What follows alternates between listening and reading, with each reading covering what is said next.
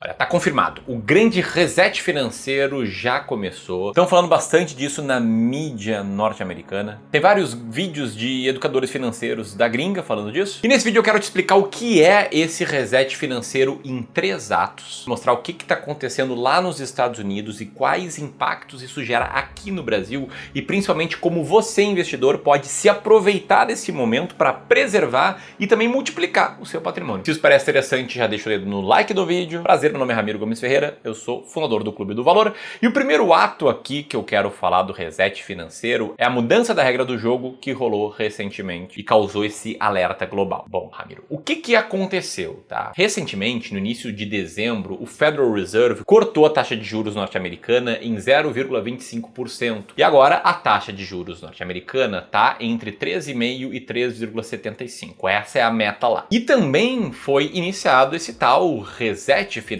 que acaba sendo a soma da taxa de juros menor com o fim do aperto quantitativo. E esse fim do aperto quantitativo se deu com o Federal Reserve parando de reduzir o seu balanço e dando início a um negócio chamado de RMPs, ou Reserve Management Purchase, que em outras palavras, no bom português, é uma compra de cerca de 40 bilhões de dólares por mês em títulos públicos norte-americanos, feito pelo Federal Reserve norte-americano. Está sendo chamado de gestão de reservas, só que na prática isso aqui é uma injeção de dinheiro na economia. Sim, mais uma injeção de dinheiro na economia. O Michael Burry, aquele cara lá da crise de 2008, ele chamou isso de Quantitative Easing furtivo, né? Em referência ao Quantitative Easing, era uma impressão massiva de dinheiro. Aqui ele está falando que dessa vez a gente está vendo uma impressão de dinheiro disfarçada. E mais, tá? Tudo isso aconteceu num contexto de racha no Banco Central norte-americano. Como assim, Ramiro? Te falei agora há pouco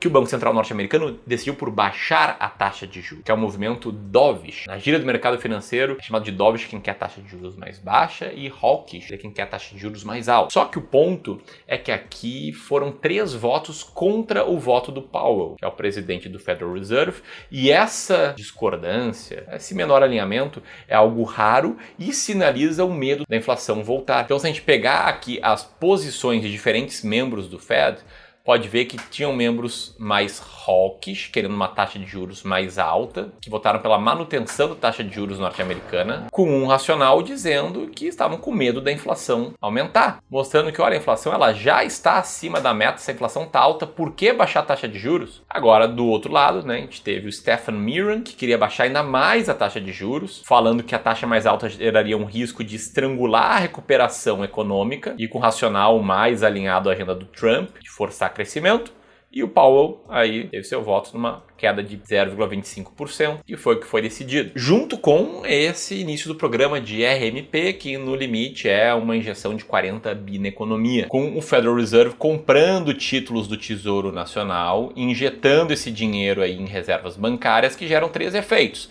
Um aumento da liquidez bancária, com bancos tendo mais capital para alocar na economia, uma demanda artificial pela dívida pública, fazendo com que os juros curtos não disparem, e uma pressão para maior ativos de risco, que supostamente é positivo para ações, para o ouro e para as criptomoedas. Supostamente, porque, por exemplo, as criptomoedas não param de cair. Bom, e o racional aqui da decisão, de acordo com as palavras do próprio Jeremy Powell, abre aspas, é uma decisão que funciona como um hedge contra riscos de baixa para o emprego. E na análise de alguns economistas e criadores de conteúdo norte-americanos, eles dizem que, olha, estão falando aqui que é melhor ter uma inflação mais alta do que uma recessão profunda. E estão meio que jogando a toalha em relação à inflação nos Estados Unidos, aceitando uma inflação estruturalmente mais elevada, aceitando uma inflação ali na faixa dos 3% ao ano, em vez de buscar uma inflação ali mais perto dos 2% ao ano. Lembrando, aqui a gente está falando de Estados Unidos, a inflação de 3% ao ano lá é algo que não é tão comum, né? Aqui no Brasil a gente está acostumado a uma inflação mais alta, mas lá isso não é tão comum, beleza? Esse aqui é o ato 1, esse aqui é o reset. Agora tem um contexto por trás das decisões do Federal Reserve. Eu quero te mostrar esse contexto antes de falar sobre o Brasil e sobre a alocação de recursos aqui no Brasil. E que contexto é esse? Esse aqui é o contexto de que o Federal Reserve tomou essa decisão em meio ao shutdown.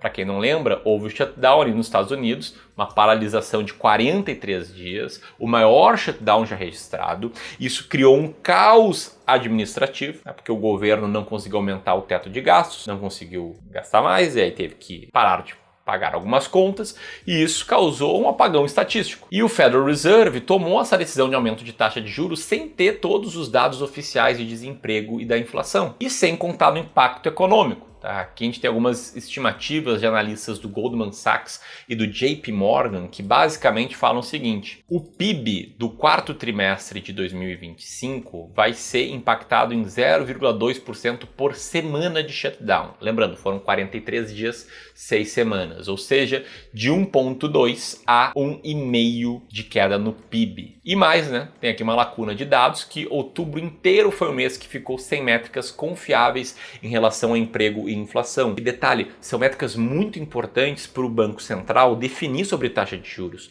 porque uma taxa de juros mais alta, ela é um incentivo para ter menos dinheiro circulando na economia. Ela é um desincentivo às empresas investirem em crescimento e contratarem mais pessoas. Ela é um desincentivo a crédito, mas ela segura a inflação. E uma taxa mais baixa é um incentivo ao mercado de trabalho, as empresas investirem mais para contratarem mais, mas acaba tendo um impacto aí no aumento da inflação. E por isso existem alguns erros possíveis aí que o Federal Reserve pode ter cometido por tomar essas decisões. O primeiro erro é o corte insuficiente. Então aqui no cenário é que se a economia desacelerou mais do que o estimado durante o apagão, a gente está falando de uma recessão mais profunda, de um desemprego maior do que o esperado, e esse aqui é um cenário que, de acordo com analistas, tem cerca de 30% de chance. O segundo erro seria um corte inflacionário, ou seja, se a inflação acelerou por alguns gargalos não detectados, e não detectados porque o Federal Reserve não tinha todos os dados oficiais para tomar essa decisão por conta do shutdown, logo o resultado é que os preços podem reacelerar,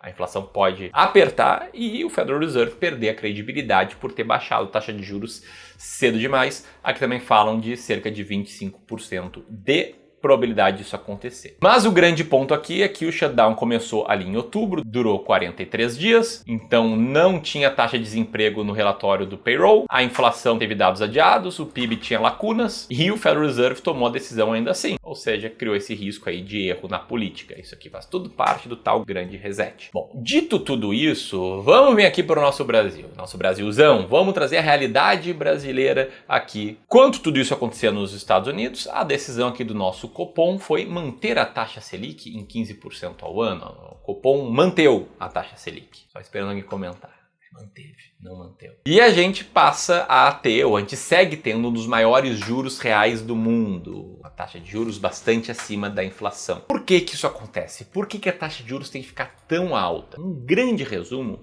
é para segurar o dólar e segurar também a inflação. Lembra? Quanto mais alta a taxa de juros, menos incentivo ao crédito, menos incentivo às empresas gastarem, investirem, menos sobe a inflação.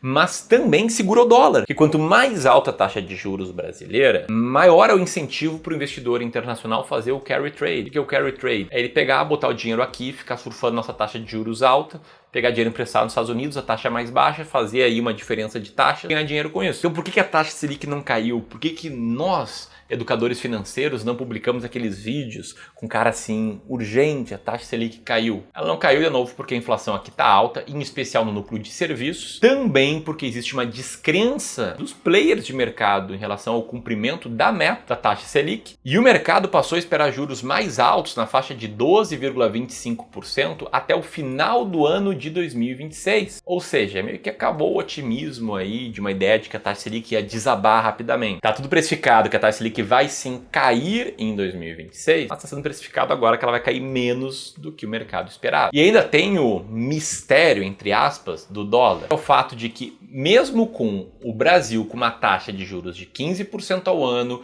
os Estados Unidos agora com uma taxa de 3,5% ao ano, o dólar ele não está despencando, ele está ficando ali estável no 5,40, ele não cai abaixo de 5,40. Por que ele não cai? Existindo vários incentivos para o carry trade, vários incentivos para entrar muito dólar na economia brasileira. Bom, ele não cai porque o risco fiscal assusta mais do que esse potencial de lucro com o diferencial de juros atrai capital. Aí a gente entra nos nossos problemas tupiniquins, em coisas que eu falo em vários vídeos, que alguns ficam ofendidos, ficam achando que eu sou bolsonarista, quando todos acham que eu sou comunista, quando na verdade sou um cara com viés mais liberal que entende que o Estado, quando se mete na economia, ele mais atrapalha do que ajuda. Então aqui a gente vê o risco fiscal, risco político. O que a gente tem de risco fiscal? A gente tem dúvidas sobre a sustentabilidade do arcabouço fiscal, que verdade seja dita, o governo nunca cumpriu e está sempre tentando mudar as regras do arcabouço, tirar linhas de despesa de dentro do arcabouço. A gente tem uma expansão do gasto público, o governo gasta,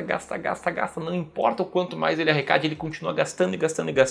E ano que vem é ano eleitoral em que na média o governo gasta pra caramba para tentar se reeleger ou para formar um sucessor. A gente tem a nossa dívida pública em cerca de 78% do PIB. Do lado político, a gente tem a pré-candidatura do Flávio Bolsonaro confirmada, felizmente cedo demais para essa ideia aqui se desidratar e a gente ter alguém realmente competitivo na direita. A gente tem todo o ciclo eleitoral de 2026 com alta incerteza e uma pressão aí por gastos pré-eleitorais, como eu acabei de falar. E uma revisão de expectativa da taxa Selic para que ela feche 2026 em 12,25%. Há pouco tempo atrás, o esperado é que ela acabasse 2026 em 12%. E isso sinaliza que o mercado, primeiro, precifica menos cortes de juros em 2026, que o nosso Banco Central vai ter que manter juros altos por mais tempo do que o previsto, que vai ter que defender o real se o dólar disparar a nível global. E, enfim, o tal grande reset ele acaba tendo impactos aqui no Brasil. O que faz com que você, investidor, se pergunte, e agora?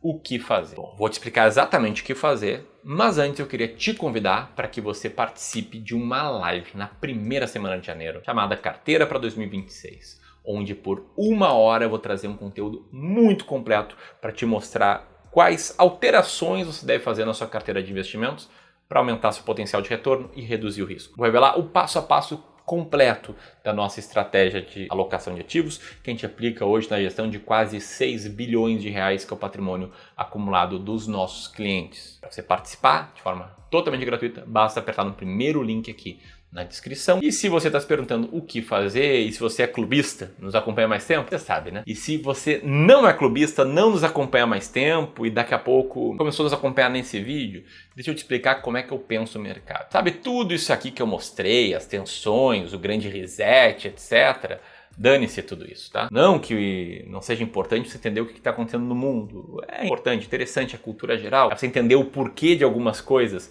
mas o fato é que tudo que eu estou te mostrando aqui está precificado. Tudo que eu estou te mostrando aqui é sobre olhar para fora e não olhar para dentro do mercado.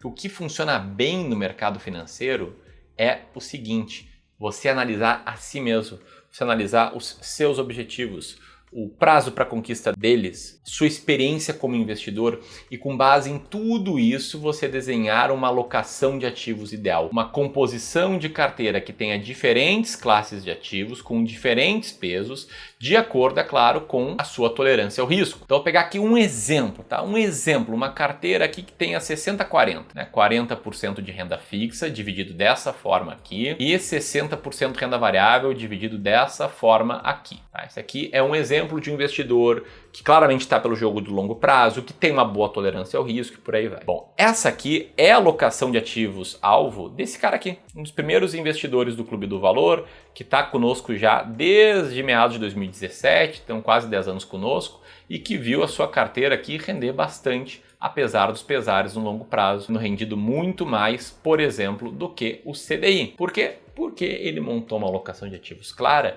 independentemente de grande reset, grande transferência de riqueza, qualquer momento do mercado, o que ele faz? Ele traz a sua carteira de volta para o alvo. Esse cara aqui está com 10,9% em renda fixa pós. Ele deveria ter 10%. Então, ele vai ter que reduzir um pouquinho a parte de renda fixa pós.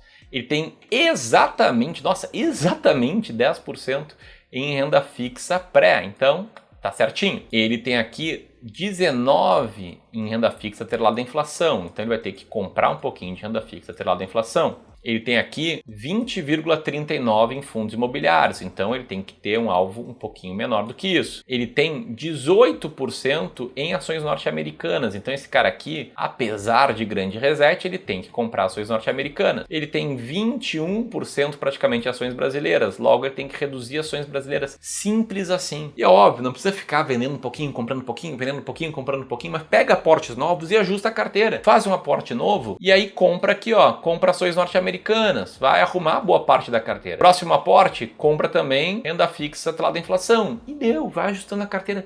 Simples assim. E aí dane esse reset, o que vai acontecer, o que não vai acontecer, porque a pior coisa que você tem a fazer é tentar projetar o que vai acontecer, achando que você tem uma leitura mais diferenciada do que a média do mercado. Então toma cuidado se você pensa em agir assim, que a melhor forma é essa que eu te mostrei, mas isso, é claro, eu vou explicar em mais detalhes na live da primeira semana de janeiro. Você pode apertar aqui para ter acesso a ela e aqui para assistir um vídeo complementar a esse. Um grande abraço e até mais.